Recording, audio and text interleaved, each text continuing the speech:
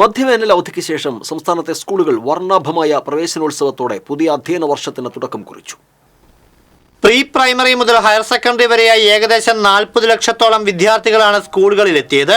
Villadam government vocational higher secondary സ്കൂളിൽ നടന്ന തൃശൂർ വിദ്യാഭ്യാസ ജില്ലാതല പ്രവേശനോത്സവത്തിൽ നവാഗതരായ കുരുന്നുകളെ മുതിർന്ന വിദ്യാർത്ഥികളും അധ്യാപകരും PTA ചേർന്ന് പീലിക്കാവടിയുടെയും നാദസ്വരത്തിന്റെയും അകമ്പടിയോടെ ഘോഷയാത്രയായി സ്വീകരിച്ചു.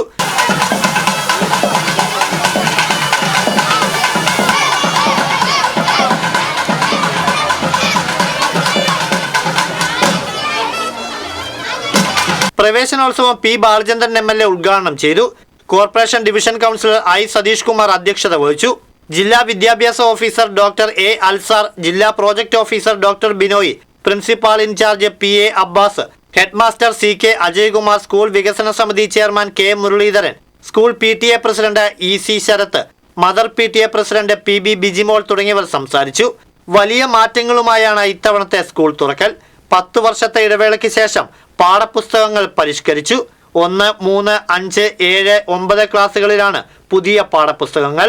ലിംഗനീതി ഉയർത്തിപ്പിടിക്കുന്ന പാഠഭാഗങ്ങളാണ് ഇത്തവണത്തെ മറ്റൊരു പ്രത്യേകത.